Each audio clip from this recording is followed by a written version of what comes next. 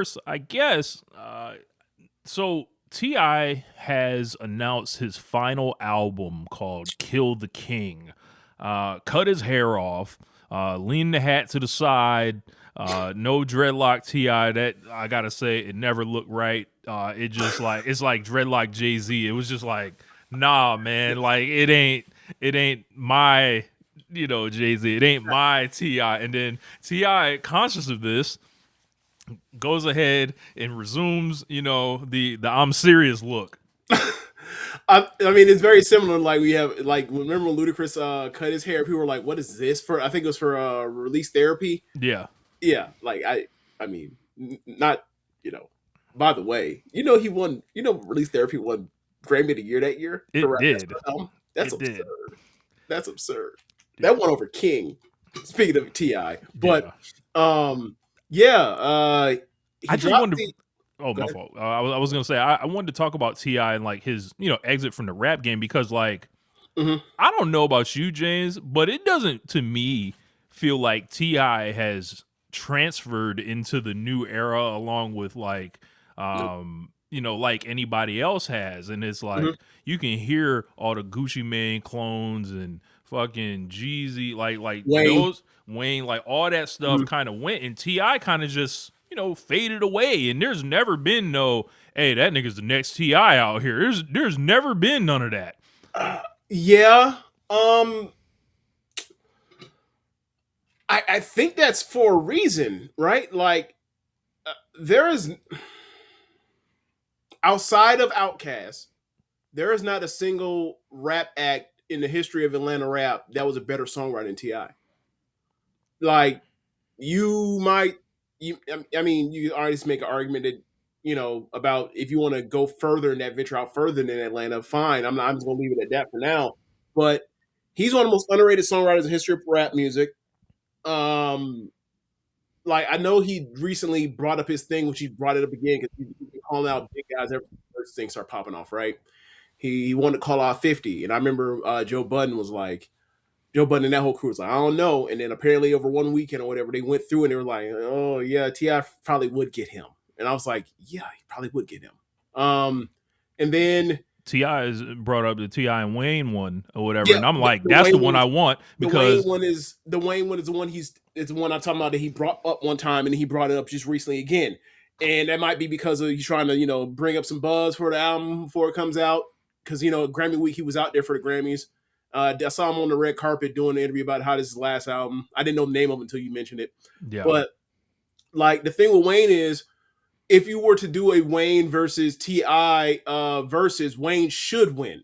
The problem is if you get Wayne and that scrambled egg out there, he's gonna fuck around and play Lollipop, and Ti plays Motivation or ASAP, and then you wasting spots, and then you look up, it's like, oh, this how Dipset got their ass kicked by Locks. I This was how gonna No say Limit beat Cash Money, I do right? not believe if we put them on a stage, Ti would not outperform him. Like that would be it wouldn't be fair. I've only seen Ti perform one time. I've seen Wayne perform one time. They were both both Years in the ago, yeah. 2000s. But yeah, Wayne is liable to go out there and play fucking something off I'm Not a Human Being or some shit, right? Like He might pull out an acoustic guitar, he James. might pull out one of the rock songs. Like anybody wants to hear that. Yeah, like Pistol Rolled Off, I'm dropping on his fucking head. He's like, bro, no one wants to hear that in a Ti versus Wayne battle. But anyway, like yeah, man, like he's in my opinion, he's one of the guys the most underrated rappers ever. And you look at it, and the thing that makes it so weird is the people that have catalogs like his, as far as discography, that had that level of high quality in his prime run, they get more respect than they do. Like I was listening to another Button clip, and I guess it was some internet thing going off about putting two people that have nothing in common together when they were talking about Common Sense rapper in Jadakiss Yeah. and Mark Lamont Hill. Now, obviously, if you ask me who's a better rapper between better MC, the answer is Jadakiss. But Mark Lamont Hill point is like the resume. Let's look at the resume. All right, who made better albums? Common did. At one point, Jadakiss may have been my favorite rapper, but Common made B. What's the other one? Not the one before the the Soultronic stuff. Resurrection. Yeah, right. And it's like, okay, no, like Child from Water. I'm talking about. Oh, Sorry. like Water for Chocolate. Okay, yeah. I fuck up the name of it all the time because it's such a weird name. I almost call it the that Limp Bizkit album with the chocolate flavor, the hot dog flavor water, whatever. Yeah, because it's so close together. It just merges in my mind like that was anyway. But anyway, yeah, like for somebody that put out I'm Serious, trap music, urban legend, King. Drop the uneven album on the T.I. vs. T.I.P. thing because he's trying to come with a concept album, and then like the back half of it is good, the first half isn't. And then come back, gets in trouble with the gun, sings Paper Trail, goes in, comes back, or about to go in, and then No Mercy is kind of where the fall off is. Gets out, and then drops Trouble Man. It's like this guy. How many albums I just named? Only 2 of them aren't great. Yeah. So it's weird, and you know, you can make a serious argument that 3 of them are classics. For my money, and I know this is gonna sound crazy, I think he's the greatest Southern rapper of all time. Like, I think as a solo act, of what rap was in the time it was, I would agree with you. Because if you want to say Wayne, sure, what's Wayne's best album, and how many of those albums I just named are better than Wayne's best album? Like at least 4. Yeah, like this guy, like they used to call him the Down South Jay-Z. I remember. Yeah, for real. Yeah, I remember. I remember I first heard of T.I. was out of a Vibe magazine when I was younger, right? And it was like I think they were showing a photo from the I'm Serious video or whatever, and he had a hat cocked to the side, and they was talking about like basically how raw he was and everything like that. I was like, all right, cool. I ain't even heard no music yet. I clipped the shit and put it on my wall with all my other rap, shit or whatever. And then I heard I'm Serious, and I was like, oh shit, like this shit is fire. Like, right. And it was like, I lived up north at the time, right? And then because obviously Neptunes, that shit was it was very easy. Yep, I'm Serious with Beanie Man. It came in a package that I was used to, right? And then I kind of grew up with like I had this girl that was like a really close friend of mine, and she was like huge on T.I. And then like he started going into because she had like roots in South Carolina or whatever. Okay. So she would always tell me how T.I. is the best or whatever. Like, and then he went and started doing like trap music, as you mentioned, and all that. And then I remember not liking T.I. anymore or whatever, because at the time it just started sounding ridiculously country to me or whatever. Right? This is the countryest rapper there was to me at a certain point or whatever. And I would just hear this shit. I'm like, what the fuck is this? This shit sounds like a baseball game, bro. Like I don't. He doesn't like Rubber Band Man because of the organ. Yeah. All right, I was like, huh? I like it now or whatever. And then like the way he was like communicating, it just didn't like it. I just didn't understand what I was listening to. And then she would always still tell me, no, he's the best. He's the best. He's the best. Like, and it was just like, all right, whatever. Like, and I just like, I didn't like dislike T.I., I would probably say, but I was like, you didn't get it. I don't get it exactly. Right. And then I moved down to Florida, and I think I became a T.I. fan from Down with the King or whatever, because dissing a nigga. Okay. So dissing a nigga. Okay. I became a T.I. fan because look, before that, I liked Lil Flip or whatever. I never stopped liking Flip. Same. I like Lil Flip too. I was like, that nigga had Game Over. The nigga had This Is the Way We Balled. He also had. They used to call this nigga the Freestyle King or whatever. And he was floating. He was floating. And I remember he would do it on the spot. Start rapping on anything. Right. Acapella. So that's right up my alley or whatever. Yeah. And then they call him that. I remember seeing him on BET Rap City the Basement. He was in there with the Yin Yang Twins, and he was rapping over the clips. When the last time you heard it like this beat? And it was just smoking it or whatever. Remember when he went out when they basically used him to save Family when they were trying to make when Star Trek was trying to make that shit work, and it was like, that's Family. Flip on that shit. So I was fucking with Lil Flip hard, and I was like, bro, I don't know, T.I. got enough for Lil Flip or whatever, but I was like, all right. I was already down here by then. I think I was like maybe in 10th grade or whatever, maybe that sounds right. Into 9th grade or whatever. Yep. And I bought the Down with the King mixtape, listened to it, and I was like, oh, yeah. I was like, oh, this is what like old girl was always talking about or whatever. And then it came in a form like he just started doing all the jacking for beats and everything. And Mm-hmm. then I started being around like Southerners and understanding kind of like the communication style. It's a whole different thing or whatever. I remember, I forgot who it was talking about Down with the King, and it was like somebody from up north, and it was the first time. It was the first time he ever heard the expression "fuck boy" or "fuck nigga," and I was like, Yeah, "Oh!" And it's funny now because like white people have like taken "fucking fuck" with me, so it's like, "Nah, man, don't them fine words." And that ain't no like, "Oh, it's a man child that's bro. or has arrested development." No, that's some jailhouse sounding shit. Like I'm gonna leave it at that. But This yeah, nigga man, rapping on that is very derogatory. he was rapping on the Jay-Z beats, the Yep. G Unit beats, the Yep. Mace beats. He was The rapping Jeezy on beat. the Jeezy beat Yeah. that go crazy. He was Yep. rapping on the whole jacking for beats thing that, and he had the PSC on there, and then he puts "You Don't Know Me" on there, and Yep. I'm like, okay, and then Mm-hmm. like I hear ASAP, and I'm like, yeah, Yep. this my nigga now. Like ASAP Yep. was the one for me Mm-hmm. or whatever. So it's like I am always confused when he does not get regarded almost as one of the all-time greats that there has ever been when we talk about these albums. And then all of a sudden I started listening to trap music and then be like, this shit's amazing. And then Right. like, because I know how to listen to it now Okay. or whatever. Gotcha. I didn't know how to listen to it before. And then, you know, King comes out, he's on fucking top of the world. I He think has, Paper yeah. Trail's his best album or whatever. But Technically, yeah. you Technically, know, that's the best he's ever rapped. Yeah. like I just think the legal stuff hurt him a lot because like as what should have been like the peak of his powers, he was going in and out, and Yeah. it was just unfortunate or Well, whatever. it's really the second time that fucked him over, Yeah, yeah. The and first also, time he was fine or yeah, whatever. He could get away yeah, with that. yeah.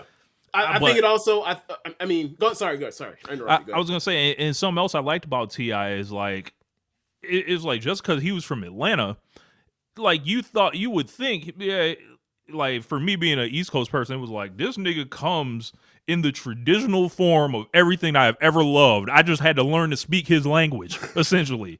Like he'll battle a nigga. He picks hot beats. Like he has a rap crew that does these fucking mixtapes or whatever, Yep. the In the Streets mixtapes and Yep. everything like that. He's the man in his city. Like, Mm-hmm. and people just like, you And know, he's a great hip hop ambassador for the city, and always has been. right. Yeah. Like it was like this nigga's amazing. Like, and then Mm-hmm. I just feel like enough people don't like give it up for him in that way. And it's just like I don't know what like I remember at the time because I think you were fighting these wars also. Everyone loved Yeah. Wayne or whatever, right? I'm Yep. like, T.I.'s the T.I. kicks his ass. I it's different for me because like this is before the streaming took over, and like I think a lot of it came down to like sensibility. So like while Ti um like gets respect from everywhere, right? He doesn't get the kind of respect that like Wayne does, and that has to do with the way he modified the way he rapped in the early or the mid 2000s, right?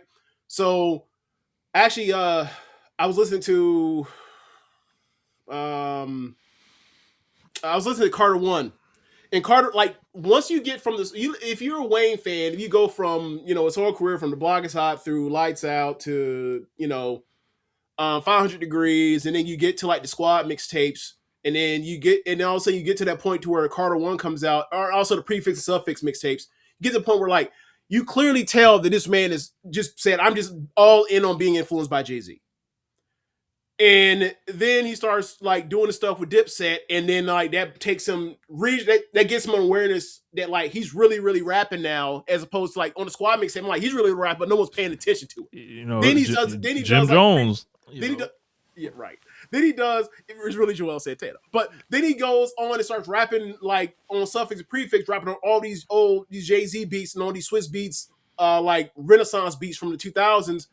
And then dedications, whatever. He becomes a whole different mixtape monster we had ever seen before. Even if Ti did Down with the King, and that's a classic mixtape as itself, it's another thing where like he's putting out so much work that it's like this we've never seen this before. But it's like also when it's time to buy an album, the albums are good. they're not great, or you can argue some are very good, right? But it's not like this is hitting on a whole different level. And also, for Wayne isn't a good songwriter. Wayne is a great lyricist, but is a bad songwriter. Like, if you think of what are his most heartfelt humanistic songs or most like on topic theme songs, you'd be like, oh, does it have a hook on it? Oh no, it's just like him rapping. something like Mrs. Officer. Like like it's one of those things where it's like that's the thing. And like as time has as kids have been left behind, media literacy is down, and people don't really care about cohesiveness. They care about it less and less and less. So that wins, and there's nothing wrong with that. But when I listen to Wayne or whatever, it's incredible. But I was listening to a rapper. I'm not gonna say his name because like I think he's very talented or whatever else, and he's connected to somebody that we know. But like I was saying, like he's super talented, but like it feels like the Wayne thing, except he doesn't have the overwhelming knockout power that Wayne had. He's just hitting you with jabs over and over and over. Like Wayne was slice and dice you every 2 bars with paper cuts, left and right, and next thing you know, he hits you with a right hook and you're down because it's incredible, right? Make you come over here like Scorpion, like that's incredible, right? This other, but when you're someone that's not as effective as Wayne in his style, it doesn't work. It kind of feels like you just, all right, you just jab, you just kind of just elbowing me in the rib over and over and over again. It's annoying more than like I'm impressed. And so this person was clearly influenced by Wayne. But back to Wayne is like that works in a lot of different ways, in most ways. But in my opinion, when I've grown up on the rap, I listen to the most important ways. It doesn't land to me when it's time to make an album, and also his content matters and things like there's only so many piss shit sophomore things I can listen to before I start saying, okay, you clearly have a formula. It's great, I enjoy it, but it's still, for me, it doesn't reach me the same way that other things does. And T.I., like Wayne couldn't rap about anything. T.I. literally could. T.I. could rap about motivational, inspirational stuff, about being in the lowest of lows and then rising stuff out of that. You have that in No Matter What. He can rap about the humanity of selling dope, right? Of being an outcast from society, disenfranchisement, and stuff like Still Ain't Forgave Myself, stuff like Praying for Help, stuff like what he's called what is the song he had with Tyler or Skylar Grady? I know you hate Skylar Grady, the Alice New National Anthem, New National Anthem, stuff like that, right? There's all sorts of stuff like that in humanity in his records, right? Even being vulnerable enough to be like, yeah, I fucked up. Like I had a baby on Tiny, right? Like that was always, and then talking about like, yeah, my father left me behind. I fuck around and make the same mistakes my father. Like he has these kind of records, and then he can rap about everything else, right? 20 foes. 20 foes, don't go into the trap, in the A, all that stuff, right? ASAP, You Don't Know Me. There are very few guys that make better I'm That Nigga songs than T.I. Like, it's like, yo, you can put T.I. on your car. Like, bro, you ever like just rode around? Every chance I guess another one of those. Like, you ever just rode around, you put that number 6 on that Ride With Me on in the car and just turn that shit all the way up, and then you feel like you the man driving through. Oh my God. When that man was going through them neighborhoods and he was talking about little Vietnam, I was like, Jesus Christ. Like, obviously, he does that. He talked about Mechanicsville and all areas, all the west side of Atlanta. That's the thing, right? Yeah. But I mean, because I remember at one time, see, he was on my first introduction to T.I. was actually on an intro hit on the on Lil Jon Eastside Boys mixtape or album. I think it was Put Your Hood Up, or it was Kings of Crunk.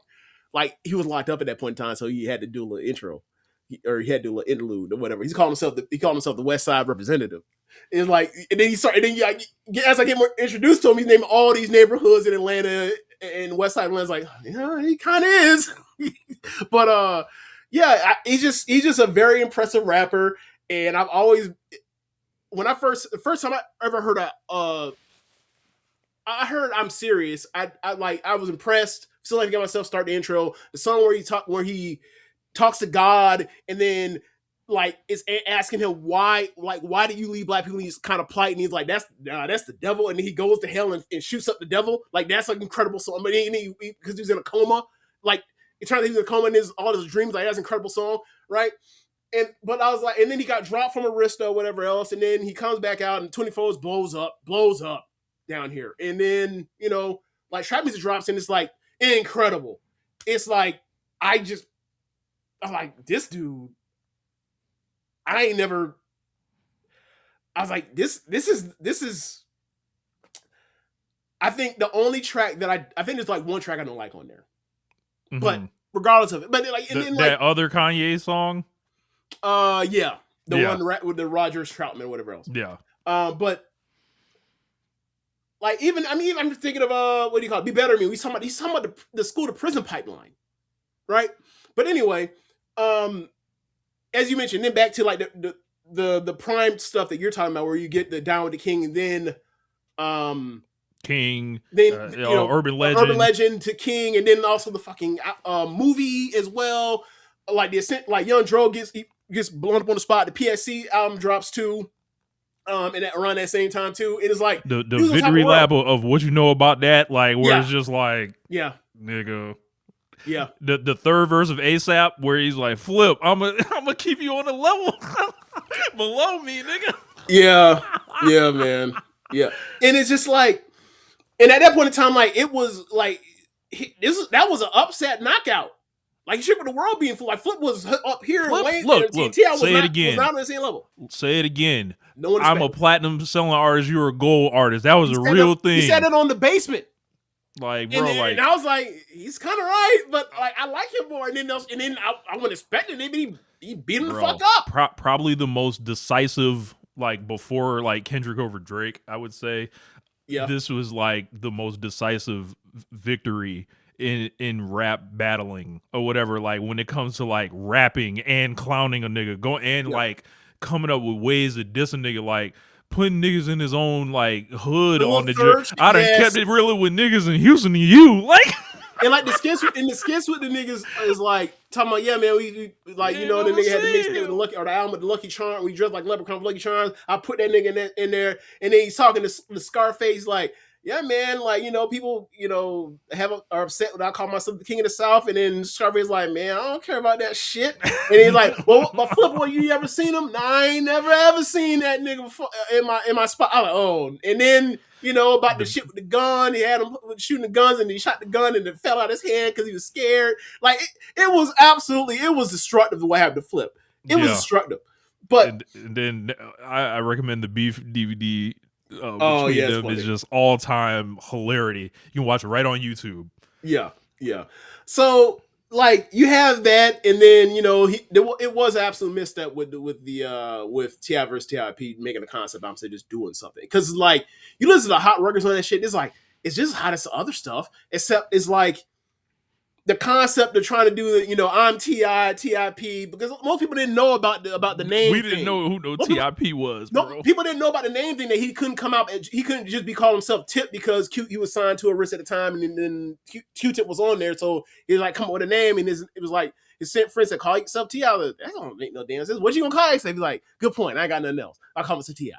So people didn't know about that, and then like people didn't know what the differentiation was or whatever else, and it's not that clear, especially the beginning of it, because like the beginning is like it's almost like Moxley getting out of WWE, like escaping the penitentiary, right? The jail. Like he gets out, and like it's basically the street guy, but the street guy is supposed to be like motivation. It wasn't hidden. And then like the best stuff is like the commercial guy. Like the commercial guy is the best part of the either half, and then like the confrontation at the end of it, where like like respect this hustle and tell him I said there's like that's the very best part of it. It's like, but it was fumbled, muddy, so it's like all right, whatever. So then he drops fucking Paper Trail. He gets in trouble with the guns, and then drops Paper Trail, and Paper Trail's fucking unbelievable, bro. And people did not want to recognize it as such. It was like, nah, nigga, trap music is the best. Trap, like they was holding on for dear life for trap music. I'm like, no, bro. Like, if you go through these hip hop all time rap lists or whatever else, right, for best rap albums, there's always one T.I. album on there. It's always Paper Trail. Like, and me personally, that's still my favorite T.I. album. But I cannot deny he is rapping like he's that's god level rap on I'm fucking illy. I'm Fucking. illy I was listening to 56 that shit the bar other day. intro. Like hell, Ready even for whatever, ready for whatever. Uh, Ain't bro. missing nothing. Bro. If you listen to Swagger More Like Life Us Through right now, Entertainment. Like he's he, rap every single, even the songs with fucking Rihanna and Usher. He's rapping his ass off on it. yeah. These are singles. He's rapping his ass off on the singles. Like he kicked everyone. Look, Look, Wayne's on Swagger Like Swagger Us Like not Us. even close. Jay-Z. Look, Jay-Z, Wayne, Kanye. He mops the floor with all three of these niggas. And he goes last. Like, so it's like oh yeah, y'all enjoyed that shit, bro. I listened to that shit the other day. Wayne's versus fucking Buns. This is a very bad Jay-Z verse. That's Very bad. And then Kanye now, pretty much everything Kanye is ruined at this point. And so you listen to T.I. and then that just, and this nigga's just. And this is at the era when Wayne and Kanye were doing songs together. Like Forever's also involved in that same era, right? And it's like he kicked their asses just as bad, if not worse, than Eminem kicked them niggas' asses on Forever. It's like, but people will talk about the Eminem because obviously they hold him at a higher tier, and obviously white guy, whatever. It's a novelty. They never seen Larry Bird on the mic before, but like motherfucker does that, and it's like, you know. Yeah, it never gets. It's weird. It's weird. He's that like, man. If you're not Lil Wayne or Andre 3000, or at this point J. Cole, but J. Cole's really East Coast rapper. He just happens to be from the Carolinas. People don't really think of it that way, and it's always been for me. It's always been a frustration of like, bruh, like if you don't think Bun B cannot rap 99.9% of all niggas ever raps, I'm sorry. I'm sorry. Put on Murder and shut the fuck up. I'm sorry. Go play Trill and shut the fuck up. But it's always been this weird thing where like Southern rappers don't get that. They just don't. And even though over the years, the accent, the T.I. accent got less and less and less country. He started articulating himself using big words to try to get his point across. Like, bro, I really do this with the words. Y'all playing with me, and he just never. He never got his doing that way. Yeah, I quite frankly think like, you know, like when Paper Trail versus Carter 3. That's not even close. For obviously it's rap Grammys, whatever, right? Yeah. Like a lot of people were upset that Kendrick GNX won over Let God Serve My Clips. And for me, it's like, look, man, you know what this is or whatever else. Also, like there is like outside of that first track, as far as vulnerability, humanity, and like depth and like artistry, outside of that first one, because that's really the first time I ever got that from Clips. But like Clips cannot put out a Reincarnated. They cannot put out something as poetic as even the intro to GNX, right? There is no Gloria. So like this is the Artsy's award. It's Solo Records. It was a whole bunch of bigger records, and also it was more artsy. Of course it was going to win.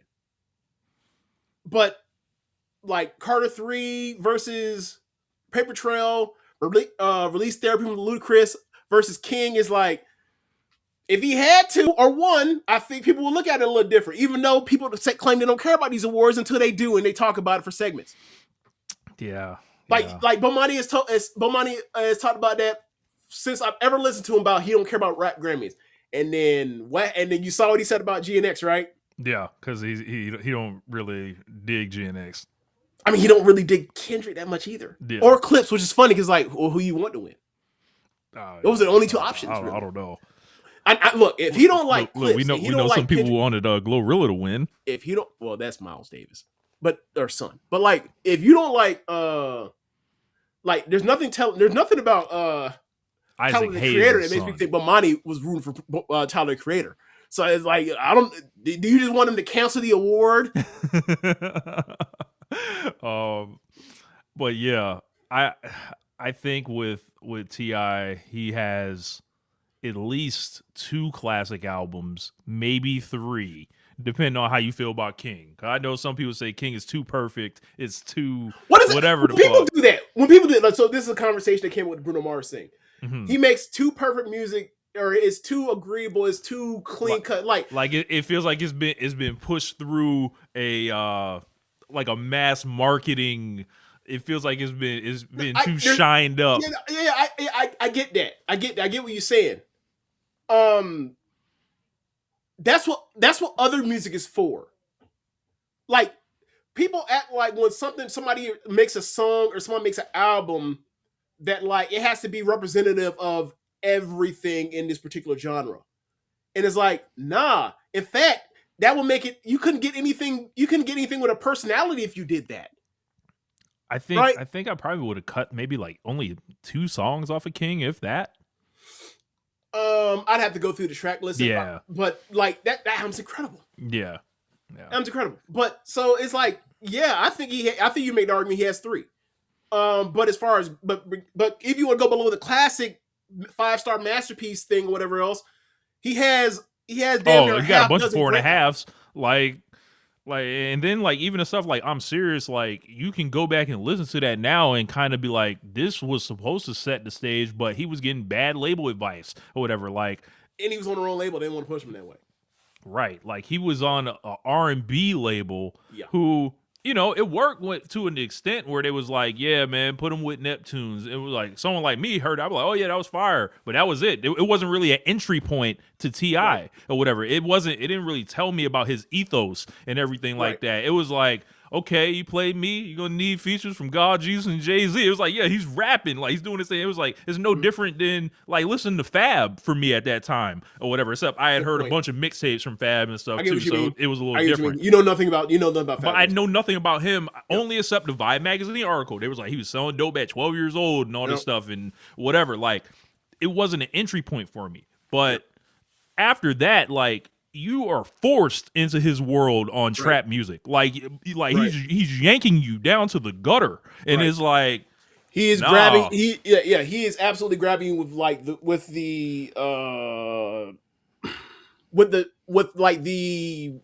he clearly obviously huge UGK influence, huge NWA influence, but like he's dragging you into gangster rap from a region that you don't necessarily hear it from. Like you heard some stuff with you know. Well, Outkast, but it wasn't actually them directly involved in it. It was like people around them when they're talking about like the street shit. And then also same thing with Goody Mob. But like with him, it was like, nah, man, this nigga is like, he's Atlanta Tupac, and it's like, I don't think and the women loved him. Sure, I'm not getting into all that. But like, it was this big thing where like. That dude was a huge deal, and like it's kind of weird to like, and he was like one of the big stars when like this shit was still a monoculture, and it was still before we got to streaming. I think streaming more than anything else, it changed the game. I think that's the reason why he got out. Like he's like, I'm not really doing this anymore. I'm going the independent route because like there was no money in it where there used to be. Yep. But I just want to talk about him, and hopefully, the last one he gives us, he gives us some good like Tanahashi or whatever, on the way out the door or whatever. I know I'm gonna be ready to listen to that shit. I would like to hear who he's going to be working with, because I feel like we got lucky. That's the thing. We got with the one they did, the new song they got out. I was like, oh, and this shit finna suck, and then it turned out great. But like, I'm like, I don't want to risk my luck because I think out of all the great producers that he's done a lot of work with, Manny Fresh, Lil Jon, Keith Mack, KO, whoever, Jazzy Faye, he's done the worst work out of those groups of people with Pharrell. And it's like, boy. And it's like, hey, you got one. I don't want to see 4 more tracks of him together. It just don't work. Like, listen to No Mercy, that shit. It just doesn't work, and like, or it hasn't worked in a recent way. So for me, it's like, all right, man, I need to start hearing about DJ Toon. I needed to pull Shorty Red out of mothballs somewhere. I don't think have they ever worked together. I don't think they have. Not maybe on like a feature or something, but like not like on an actual T.I. I don't think there's ever been a thing. Huh. Obviously, I forgot to mention another T.I. drum boy. Like I need a T.I. drum boy track. Yeah. Right. Look, Mike Will at this